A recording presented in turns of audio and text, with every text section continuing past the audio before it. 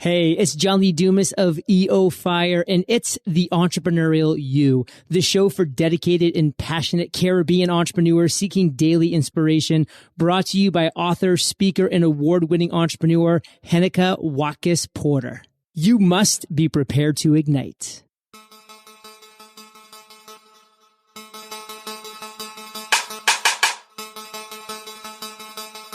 We make a living by what we get, but we make a life by what we give. Winston Churchill. Greetings, greetings, greetings, my peak performers. What's up? How are you doing today? I'm Heneka Watkis-Porter. Can you believe that this is in fact the 116th episode of the Entrepreneurial podcast? Yeah, and so I'm celebrating today because I have Paul Carrick Brunson. Paul is a mentor. He's an entrepreneur, television host, and his goal really is to help you live your best life. He's the world's most influential matchmaker, founded and exited 3 businesses, hosts 2 television shows, spent nearly a decade working directly for a billionaire, and shares his experiences by mentoring through Knowledge Share. I'm really super excited to talk with Paul about how to accelerate your entrepreneurial success with mentorship. Welcome, Paul. Long overdue interview.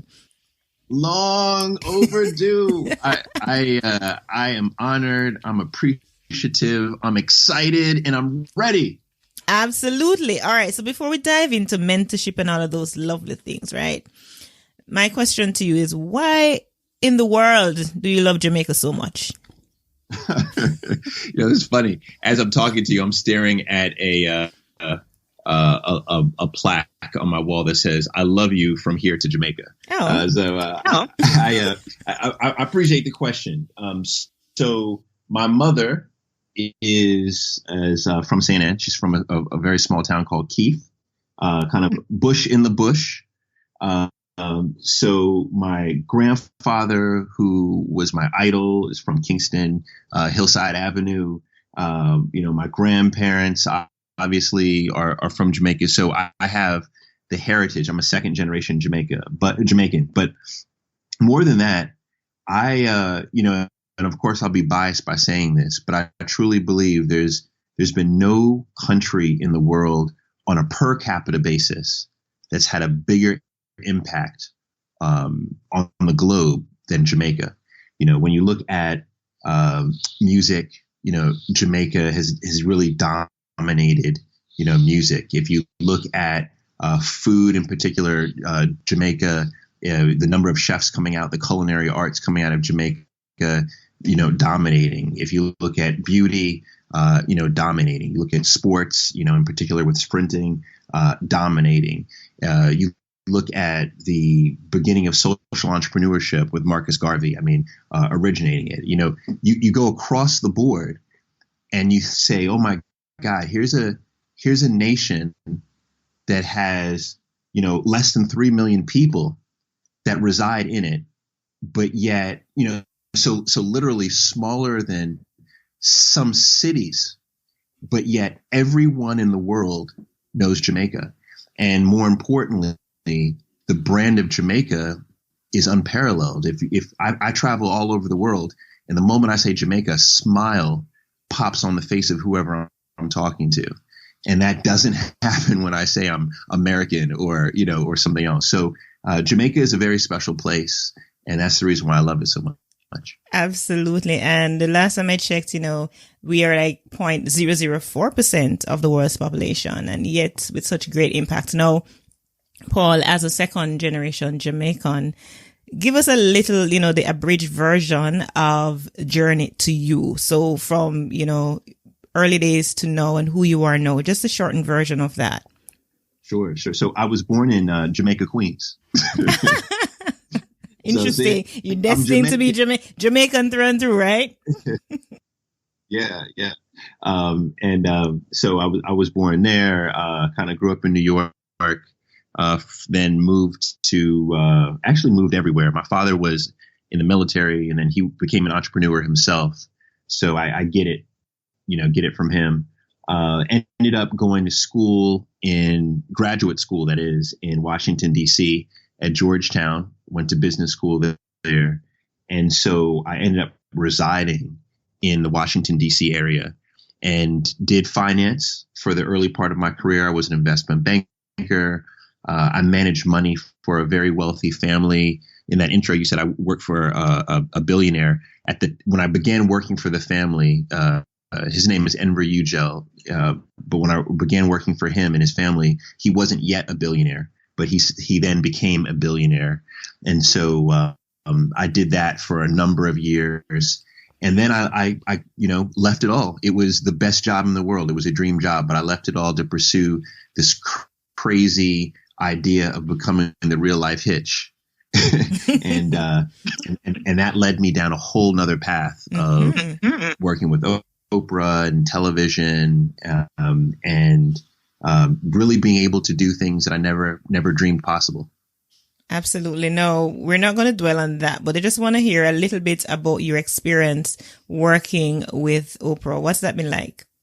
I think Oprah is one of the most authentically presented people I've ever seen, in terms of television or media. You go to someone's Instagram account and you look at the pictures, you could very quickly tell that's not the life they live. They're presenting a representative of themselves. But with Oprah, who you see on television is really who she is. The only difference is that when you work with Oprah, you don't call her Oprah, you call her Miss Winfrey. So that's how you could tell if someone's working for her, right? But other than that, she is this very, caring, astute person. And I would say that the number one lesson I learned from Miss Winfrey is in her ability to make you feel like you are the only one who matters. When she talks to you, I remember there was a dinner that we were at. There must have been 40 or 50 people at this dinner. And after, we got it from the tables, she does like to drink, right? So we're all drinking wine, drinking tequila shots and that kind of thing. I had a conversation with her. My grandfather, actually from Jamaica, had just passed, and she ordered a round of shots for us. And we're sitting there, and I'm sitting there, at this restaurant in New York, having shots with Oprah. I felt like it was just the two of us, It could have been 50 plus people there, right? But I felt it was just the two of us. She has an uncanny ability to make you feel like you are the only one there and the only one who matters. And I think that's something that we should all take from her. She's she's a very special person. Wow, that's indeed a skill. Now, we're going to be talking mentorship. You defined mentorship as a personal development in which a more experienced or more knowledgeable person guides a less experienced or less knowledgeable person. First, talk to us about your own experience as a mentee, because you even had a love mentor, right? So talk to us about that. Yeah, it's fascinating. I literally, right before this podcast, I literally 15 minutes ago was talking to a mentee of mine who is in Jamaica. She's Jamaican. And she was asking specifically about mentorship. We were talking about, mentorship in all aspects of life. And what I was explaining is that, there's lots of kind of strategies to become a mentor or become a mentee. But it always begins with someone who's willing and open-minded enough to take criticism. And unfortunately, we live in a world where a lot of people just don't want to do that. If I said this podcast is way too long, would you say, what are you talking about, Paul? You crazy. I have 100 plus episodes, or would you say, oh, actually, maybe I'll listen to that. Right. And by the way, I'm not saying it's too long. I think it's perfect. No, I know. I know. But even so, I listen. Like I just posted, remember your chain of thought. I just posted something on Facebook recently, and I said, when I was much younger, I listened so that I could be in a position to defend myself. Now, when I listen, when I hear, I listen so that I can have empathy and just be in that person's shoe, so I'm good. See, but that's it. And I think that's really where mentorship begins. You have to first be mentee material. And that's really where it begins. And you're right. You have to be willing to be empathetic. And that takes listening. So in terms of mentors and, entering into that relationship, how do we become that mentee material, and do we even have to know our mentor, Where mentorship begins, and this sounds so cliche and to a lot of people corny, and it's interesting because when I talk about this in Jamaica in particular, a lot of people are like, Paul, get off that stuff. But it really becomes a matter of having a very high level of self-esteem and having a high level of self-love, because that's what allows you to be able to intake, right? Because you know that you're enough. So you're already enough. So therefore, anything you get on top of that is a bonus. So that's where it begins. Then after that, I think it's very, very important to identify what is your North Star in life. This is something that a lot of folks don't know. When I came down for, I was recently in Jamaica at the JMMB conference. Yes. And I talked. Yeah, it was phenomenal. It was. You rocked too. Oh, thank you. I had such a good time. And, I mentioned, I talked a lot about having a North Star. And it's easy to kind of think, okay, what's my North Star for my career, right? What's my North Star for my business? I mean, and by the way, that's difficult for a lot of people, but I say that's easier than thinking, well, what's the North Star for my romantic life? What's my North Star for my religious life? What's my North Star for my physical, right? For my mental health? What's my North Star? And all I'm saying is that what is it? Who is it that you want to actually become, right? Do you want, what does that look like? What does that sound like? Who is it? And the reason why it's so important to nail your North Star is because unless you have a specific destination that you're going after, you will deviate left and right, and you'll be pulled left and right, and you will be directionless, right? And you'll have a whole lot less satisfaction in life. But when you can develop your North Star and say, okay, this is the type of business person I want to be. This is the type of husband I want to be. This is the type of father I want to be. And you've broken it down, a father that does A, B, and C. Well, then you could go look for people who actually resemble that person that you want to be, right? And that's the person who walks the talk through their action. That's the person who you want to begin to then develop a relationship with to become your mentor. And I mean, we could talk about strategies definitely if you want to, but of course we're going to get there. All right. So you've essentially talked about the fact that we need to believe in. The first step is believing that I am enough. And as simple as that sounds, Paul, I believe that is a major challenge for many people, because suffering, so many people I encounter daily, they're suffering a lot of self-issues, self-hate. They're not even recognizing that they're in this vicious cycle that, of course, they inherited from their parents and their parents from, their parents as well. So how do you first then get to that point of believing that you are enough? What do you need to do? What is a practical thing that somebody listening right now, an entrepreneur, can say, to get to that point? Because entrepreneurs struggle with all these challenges as well. When I talk about this, a lot of people say, don't talk about this, or they kind of turn off their brain. Is because it's exactly what you said. This is hard stuff. And I think that the most basic way to look at it and to manage it is to think about Maslow's hierarchy of needs. I think he broke it out very plainly, where the very beginning it talks, it's about all of these base needs. Do you have enough to eat? Do you have enough to drink? Are you sheltered? You can't begin to think about having a high level of self-esteem or self-love unless you have those basics, right? So that's really where it begins. That's the first level. Then it moves into what he called the safety needs, right? Do you feel safe and secure? Now, this is very important because we're in a day and age where there's more abusive relationships happening today than there were 100 years ago. So do you actually feel safe and secure in your home and in yourself? Because if you don't feel safe, if you don't feel secure, you can't get to that highest level, right? So that's the second part is the safety. Then it moves into, well, do you feel people actually love you? Not necessarily romantic relationships, but do you feel loved by friends and maybe even coworkers, socially? Do you have romantic love? Quite possibly. But this is very important because we're social animals. And if you can't have that, then you can't graduate to the next level, which is the actual esteem.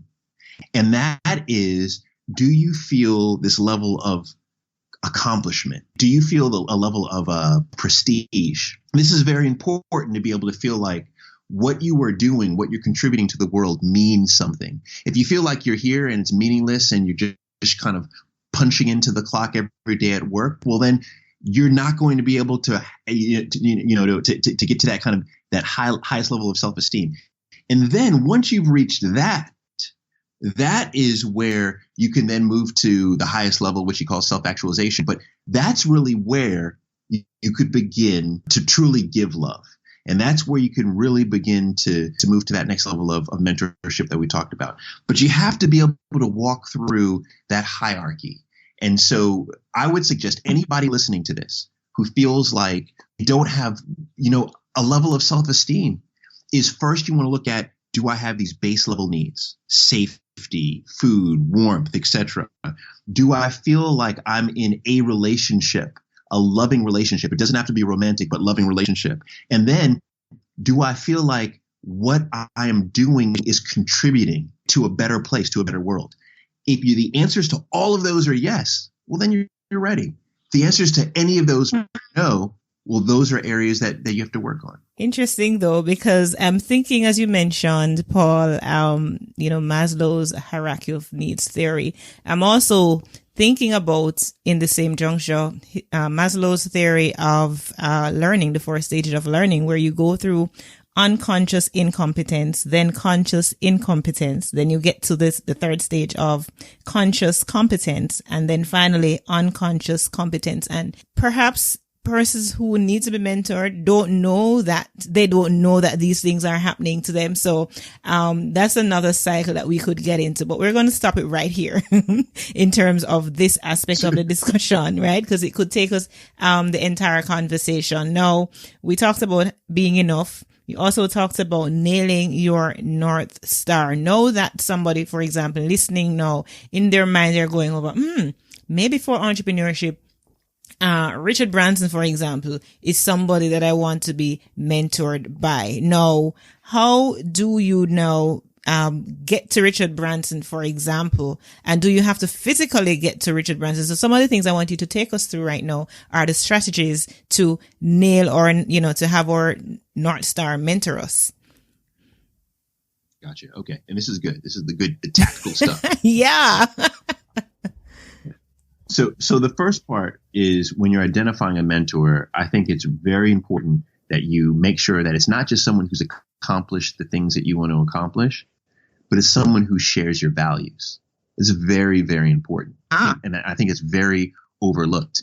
So I'll take, for example, you take someone like Jeffrey Bezos. Mm-hmm. He is the CEO of Amazon. He's someone who is, depending on what the stock price is of Amazon, he's the wealthiest human being, the wealthiest person on the planet. He's someone who so many people admire to be.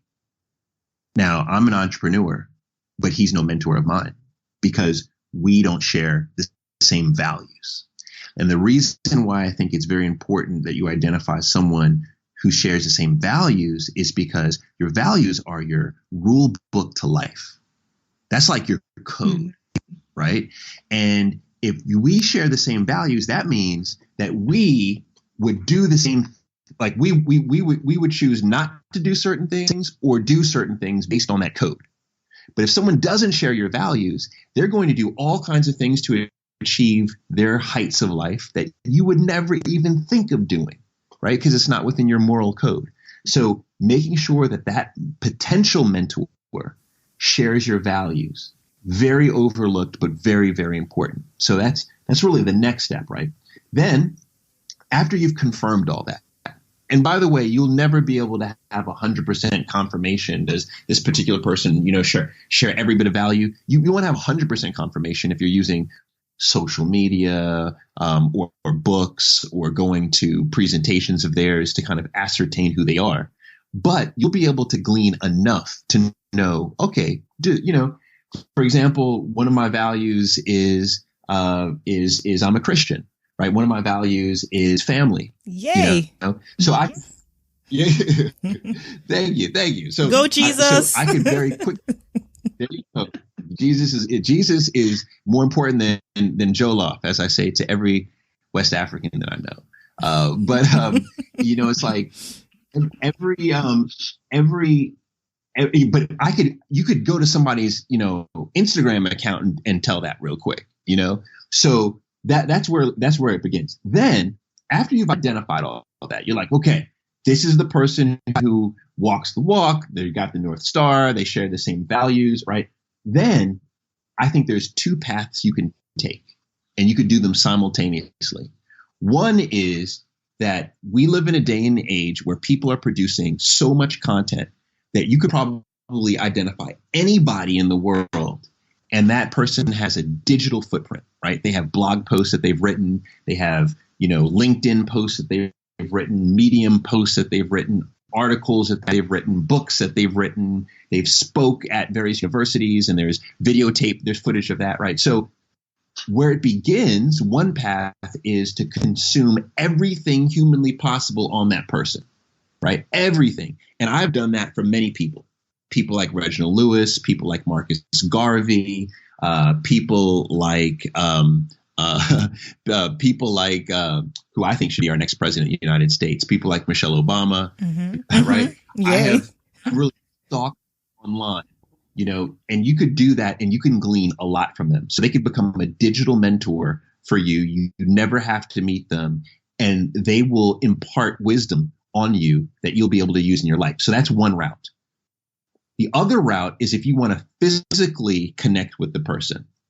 And what I believe you could do, and I've done this successfully myself, is you identify the person, and then you figure out, after you've stalked them right online, you figure out how can you add value to that person. Now, adding value is a term that so many people use right now. We don't even know what it means anymore, right? But the way I look at adding value is helping someone get closer to their goal. So if you're looking at whoever's account, you name them, right? You're looking at Michael Lee Chin, whoever's account it may be, you could say, okay, what can I do to help this person get closer to their goals? So that means I have to figure out, well, what are their goals, right? What are they trying to do? Oh, here's what, Michael Lee Chin might be trying to do with this particular bank, or here's what he's trying to do with, in the Blue Mountains with regard to his coffee facilities, or here's what he's doing with regard to the hotel front, or it looks like he is getting ready to launch a new product. And so therefore he probably wants publicity for that. He probably wants to, a platform, like to be on a podcast or to be, in a magazine, right? What you identify those goals, and you have to be astute enough and really a stalker enough to know what those goals are, to be able to just discern those goals. And then you come up with ideas on how you can actually add the value, how you can get them closer to their goals. And I didn't just arbitrarily pull up Michael Lee Chin. I said him specifically because I did the same thing with Michael Lee Chin, where I reached out, and one of the shows I host is Our World for Black Enterprise. And I reached out to someone on his team, and I said, we have a conference. I have an opportunity to interview someone live at this conference. I would love to interview Michael Lee Chin. Here's the reason why, blah, blah, blah, blah. Long story short, he accepted, right? And it was an opportunity to meet him. And I spent time having a one-on-one lunch with him before the actual event, and did the event, and so the point there is that if you can identify, so I guess the larger point is everyone has goals. You could be a billionaire. You still have goals.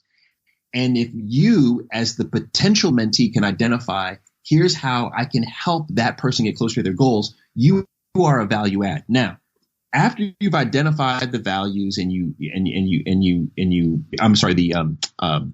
ways that you can add value, then what you have to do is then you have to over and over and over and over again add value.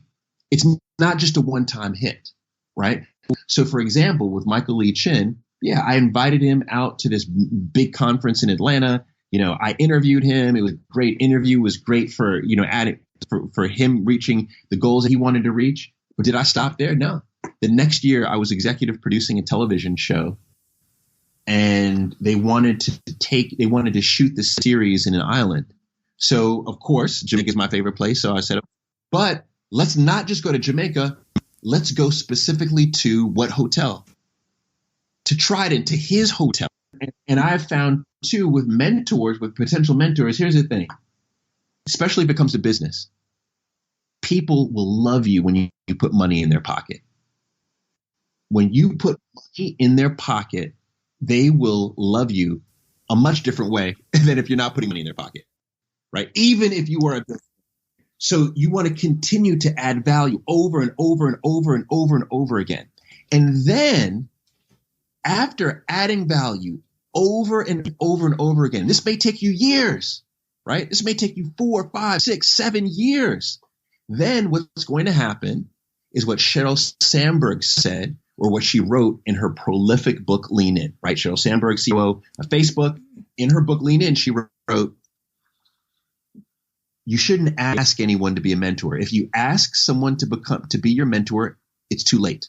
Instead, you should just acknowledge this person, wow, is my mentor. And what I mean by that is if you have interaction after interaction after interaction after interaction, right? I'm meeting with Michael Lee Chin, 7, 8, 9, 10 times. On the 11th time, I don't have to look to him and say, can you be my mentor? You be my mentor? He's already a mentor. It just is. It just is. Right? Absolutely. It just is. And that's what's happened to all of the mentors in my life. I've never said, could you please be, right? It's too late. Instead, it is, let me figure out, I'm going to add as much value as humanly possible.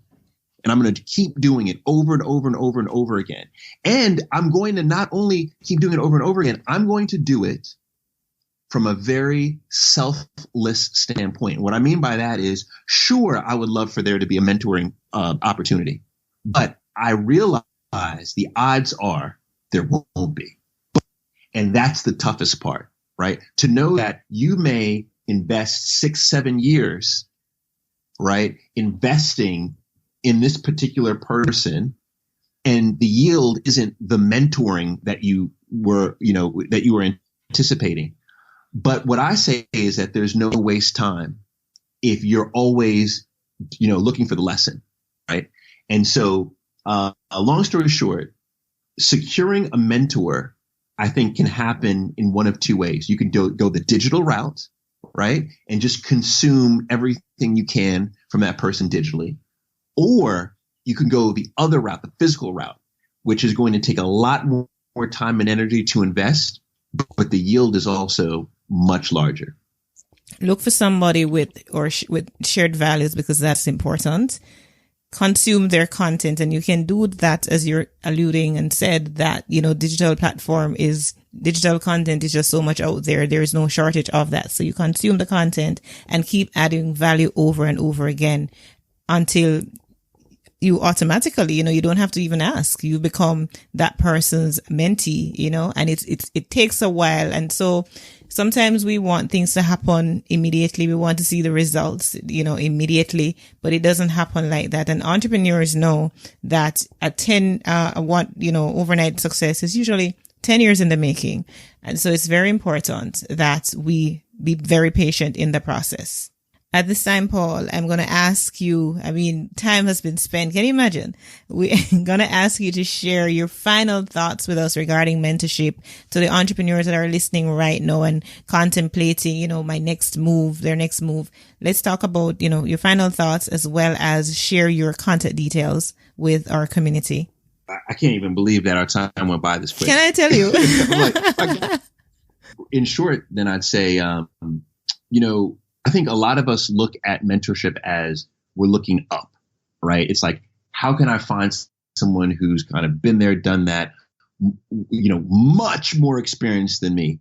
But mentorship doesn't always have to take that form, right? And what I like to say, and it's funny, I just posted this maybe 2 or 3 days ago, is someone had asked me, what's the secret to success? And they said, Paul, I'm sure you're going to say mentorship. And I said, it's actually not mentorship. I think it's surrounding yourself with the right people. And for me, the right people have always been 4 types of people. It's been 1, people who are just relentless workers, right? So you don't have to know more than me, but I want you to be able to work your ass off, right? Because if you're passionate about what you're doing and you're committed, that actually inspires me to grind even harder. So relentless workers. Number 2 are optimists. And I like optimists because at the end of the day, it's very important to be able to problem solve if you want to be a successful entrepreneur. And an optimist is someone who's always looking for solutions. So I like to be around optimists. 3rd are people who are just very inquisitive. And the reason why is because you either, question everything or you learn nothing in life. And so people who are inquisitive help me to become, more inquisitive. And then last but not least, dreamers. Willy Wonka and the Chocolate Factory, that's my favorite movie of all time. And I like to be around people who make my, dreams, pale in comparison. And so if you're, so what I'm saying is that I get mentorship through the dreamers, the inquisitives, the optimists, the relentless workers. Just make sure if you're listening to this and your goal is to level up in your career, make sure you are surrounding yourself with the right people and you are disconnecting yourself from the wrong people. In terms of my contact information, I'm at Paul C. Brunson, Brunson, on every platform but Snap. All right, Paul C. Brunson, what a time we've had. And it has come to an end. I just want to say thank you so much. I value every moment of your time. Again, it's been a year in coming, but here we are and nothing happens before the time, I believe. So I appreciate it.